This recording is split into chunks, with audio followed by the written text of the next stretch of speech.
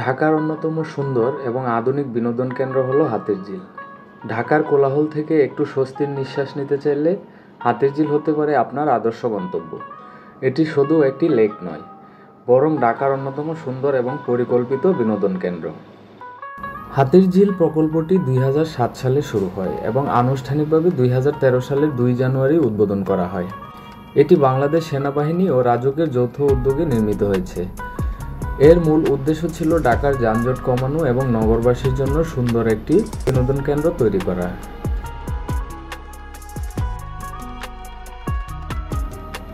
বর্তমানে এটি শুধু একটি ট্রান্সপোর্ট করিডোর নয়, বরং ঢাকার অন্যতম আকর্ষণীয় স্থান হয়ে উঠেছে।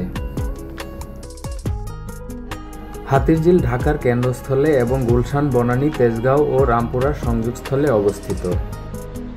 ঢাকার যে কোনো স্থান থেকে গণপরিবহনে বা ব্যক্তিগত গাড়িতে করে সহজে হাতিরঝিল আসা যায়। হাতিরঝিলের অন্যতম আকর্ষণ হল দৃষ্টিনন্দন স্থাপনা, ওয়াটার ট্যাক্সি রাইড, সন্ধ্যার অপূর্ব সূর্যাস্তের দৃশ্য। হাতিরঝিল শুধু বিনোদনের জন্যই নয়, এটি ঢাকার সৌন্দর্য বাড়ানোর পাশাপাশি একটি পরিবেশ বান্ধব প্রকল্প হিসেবেও গুরুত্বপূর্ণ।